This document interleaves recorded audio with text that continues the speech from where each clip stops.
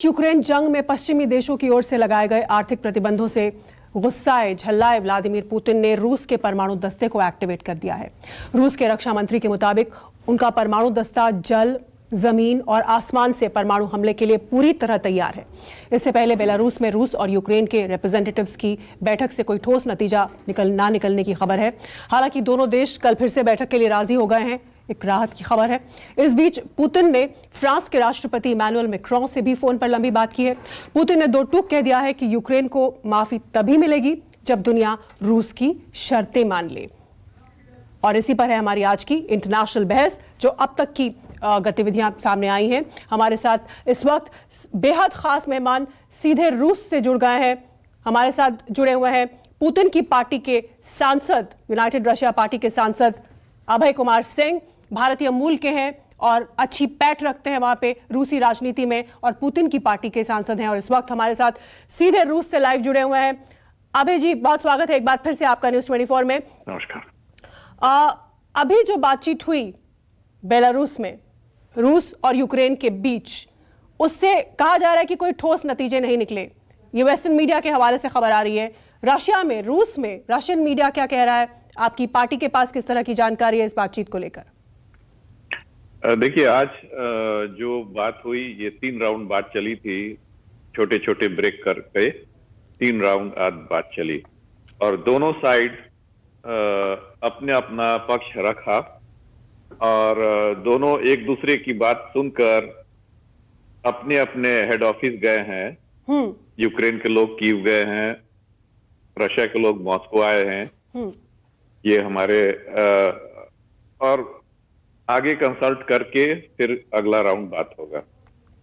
ऐसा कहा जा रहा है कि बेलारूस में यूक्रेन ने ये शर्त रखी थी कि आप कीव से अपनी फौज हटा लीजिए, और रूस दूसरी तरफ कह रहा है कि हमारी शर्तें या हमारा जो पक्ष है, हमारा हित भी देखा जाना चाहिए। तो किस तरह की कंडीशंस या हित जो कह रहा है रूस, वो रूस की शर्तें हैं जो आज बातचीत की मेज पर रखी गई? देखिए, हमारे देश की तरफ से भी शर्त रखा गया है और उनका भी शर्त है। 3 कंडीशन है दोनों तरफ से और कल फिर हो सकता है नेक्स्ट राउंड बात होगी। दोनों पक्ष अपना अपना रख के आगे बात करने के लिए गए हैं अपने प्रेसिडेंट से। लेकिन ये राहत की खबर है अभय जी की बातचीत टूटी नहीं। मतलब ये जो पहले दौर की बातचीत थी, इसमें किस तरह का माहौल था? आपके पास जानकारी होगी, आप राष्ट्रपति पुतिन की पार्टी से जुड़े हुए हैं और रशियन मीडिया में भी इसको लेके खूब सारी इंफॉर्मेशन होगी, क्योंकि रूस में जो मीडिया कह रहा है या रूस के अंदर की खबरें वो बहुत सेंसर होकर बाहर आ रही है। वेस्टर्न मीडिया वो नहीं दिखा रहा। देखिए, 3 शर्तें हमारे देश की तरफ से, तो अब पुरानी ही शर्तें हैं जो पहले भी रखा गया था और यूक्रेन की तरफ से भी कुछ शर्तें हैं, लेकिन अब विचार होगा कि हाँ, कहां तक कौन इसमें कहां तक कंप्रोमाइज कर सकता है। इसके ऊपर फिर कल और अगला मीटिंग पोलैंड और यूक्रेन के बॉर्डर पे होगी। अच्छा, फिर आगे बात चलेगी। तो अगली बैठक, ये आपने बहुत अहम और दिलचस्प जानकारी दी कि दूसरे दौर की बातचीत पोलैंड और यूक्रेन के बॉर्डर पर दूसरी जगह में होगी। हाँ जी। अच्छा, तो ये क्या वेन्यू डिसाइड हो गया है, लोकेशन किस शहर में?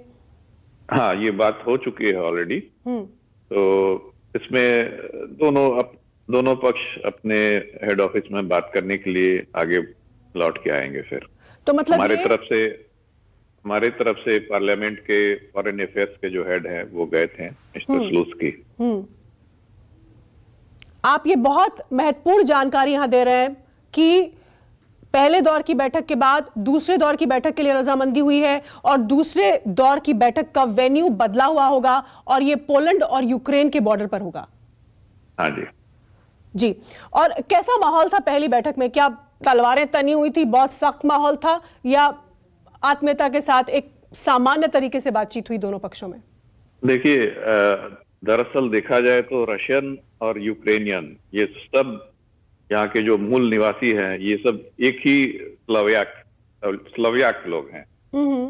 एक दूसरे का मेंटेलिटी मैच करता है, एक दूसरे के भाई बहने, कोई यहाँ रहती है, कोई वहां रहते हैं, बॉर्डर के पार रहते हैं, पुराना रिलेशन है इन लोगों का। तो काफी अंडरस्टैंडिंग के हिसाब से बात हो रही।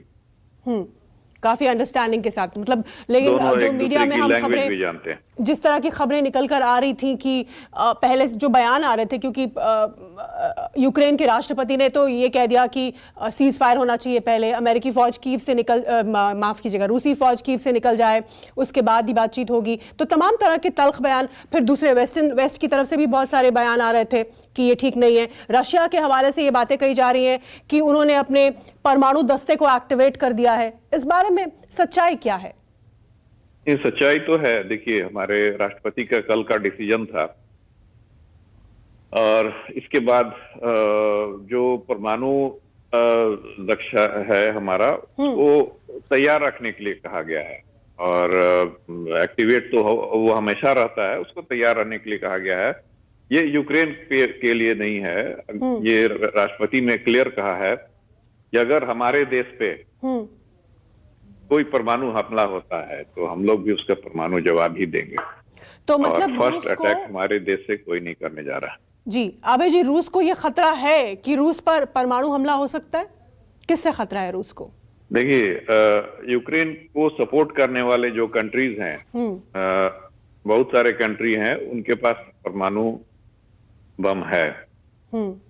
तो हमें तो सचेत रहना होगा ना।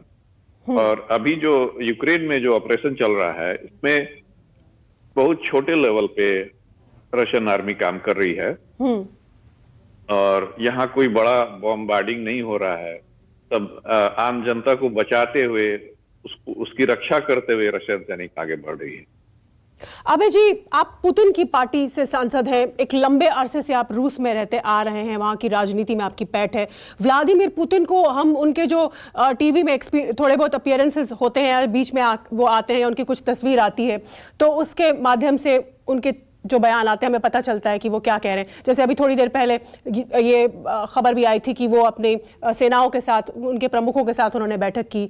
तो आज की तारीख में पुतिन के ऑफिस में किस तरह की हलचल है? हालांकि ये सवाल आपको अटपटा लग सकता है, लेकिन क्योंकि आप ही हमारे सॉस हैं और रूस से खबरें नहीं आ पा रही हैं, वेस्ट की तरफ से भरमार है खबरों की, तो ये कौतूहल है, उत्सुकता है भारत में, लोगों के मन में। देखिए, बिल्कुल यहाँ पे हमारे यहाँ शांति है, हमारे सारे शहरों में शांति है, रशिया के मॉस्को में शांति है, और हमारे ऑफिस में, हमारे प्रेसिडेंट ऑफिस में कोई दिक्कत नहीं है। सारे लोग सपोर्ट कर रहे हैं राष्ट्रपति। आपके यहाँ पर कितनी इस चीज को लेकर हलचल है, या आप लोगों को लगता है कि परमाणु हमले की नौबत आएगी या तीसरा विश्व युद्ध छिड़ जाएगा? रूस में आपको और तमाम जो पॉलिटिशियंस हैं और इंटेलिजेंसिया, उनको क्या लगता है कि क्या परमाणु युद्ध की नौबत आएगी, या तीसरा वर्ल्ड वॉर युद्ध की शक्ल ये ले सकता है पूरा विवाद, या आपको लग रहा है कि बातचीत से मामला सुलझ जाएगा? हमें काफी ज्यादा उम्मीद है कि सारी चीजें बातचीत से ही सुलझ जाएगी, और परमाणु तो बहुत दूर की चीज है, अभी बहुत दूर की चीज है, और हमें ऐसा बिल्कुल नहीं लग रहा है कि ऐसा भी हो सकता है। आपको ऐसा बिल्कुल नहीं लग रहा? और जो जैसे आपके जो टीवी चैनल्स हैं, रशिया टुडे है और बाकी एजेंसियां हैं, न्यूज एजेंसियां, उनको वेस्ट में फिलहाल बैन कर दिया गया है, तो ये इस पर क्या आपका कहना है? देखिए, अगर कोर्ट होता है, कोर्ट पूरे दुनिया में कोर्ट होता है, वो दोनों पक्ष की बात को सुनता है, उसके बाद डिसीजन लेता है। अगर आपको केवल एक ही पक्ष का बात सुनना है तो आप बंद कर दीजिए दूसरे टीवी को, आप अपना बात बोलिए, उसी को सब कुछ सुनाइए। तो आपको लगता है मेरे ख्याल से पश्चिमी देश नहीं चाहते कि रूस की आवाज दुनिया तक पहुंचे? बिल्कुल। आप लोग दोनों पक्षों को सुने, दोनों पक्षों को देखे, उसके बाद अपना डिसीजन लेंगे। और आपको इस बात का भी भरोसा है कि युद्ध की शक्ल ये नहीं लेगा? रूस ने जो परमाणु अपने दस्ते को, आपने कहा वो हमेशा एक्टिवेटेड रहता है, लेकिन अलर्ट पर डाला है, वो खुद आत्मरक्षा के लिए हमले की आशंका को देखते हुए किया है, और आपको लगता है कि बातचीत से निपटारा हो जाएगा इस मामले का? बिल्कुल, लेकिन हमले लगातार जारी है, हमले लगातार जारी है। अभी थोड़ी देर पहले हम तस्वीर भी देख रहे थे, लगातार रूसी हमले यूक्रेन में जारी हैं, और ये मतलब बातचीत के साथ साथ हमले चलते ही रहेंगे, या कहीं आपको लग रहा है कि यूक्रेन की मांग पर हमलों को थोड़ा सा कम करना चाहिए, रोकना चाहिए, क्योंकि एक तरफ बातचीत हो रही है, दूसरी तरफ हमले जारी हैं? देखिए 2 दिन पहले भी बातचीत के लिए यूक्रेनियन साइड से अपील किया गया था और रशिया उसमें तैयार था, सीज फायर कर दिया गया, लेकिन इसकी आड़ में यूक्रेन के लोग बातचीत के लिए आगे नहीं आए, इनकार कर दिए। लेकिन अच्छा। सीज फायर का फायदा उठा के वो लोग आम जनता के लोग पीछे आर्मी अपनी छिपा के बैठा दिए और वो उसको क्या कहते हैं कि जनता का शीट बना दिए और उसके पीछे उनकी आर्मी छिपी हुई थी। इसका पूरा फायदा उठाया उन्होंने, इसलिए हमारा डिसीजन है कि सीज फायर नहीं होगा इस बार, क्योंकि इससे आम जनता का नुकसान हो रहा था। ठीक है, बहुत धन्यवाद हमसे जुड़ने के लिए, हमसे बात करने के लिए अभय कुमार सिंह। ये पुतिन की पार्टी से सांसद हैं, भारतीय मूल के। इन्होंने बहुत अहम जानकारी दी। इन्होंने ये कहा कि पहले राउंड की बातचीत अच्छे माहौल में हुई है और अब दूसरे राउंड की बातचीत भी तय हो गई है और उसके लिए लोकेशन जो है, वेन्यू जो है वो बदल दिया गया है और इस बार बातचीत जो दूसरे राउंड की होगी यूक्रेन और रूस के बीच में, वो पोलैंड और यूक्रेन के बॉर्डर पर होगी, दूसरी जगह पर होगी। और फिलहाल बातचीत जो है वो सही तरीके से आगे बढ़ रही है और किसी भी तरह की तल्खी की बात जो चारों तरफ सुनाई दे रही है वो एक प्रोपेगेंडा वॉर मशीनरी है जो काम कर रही है।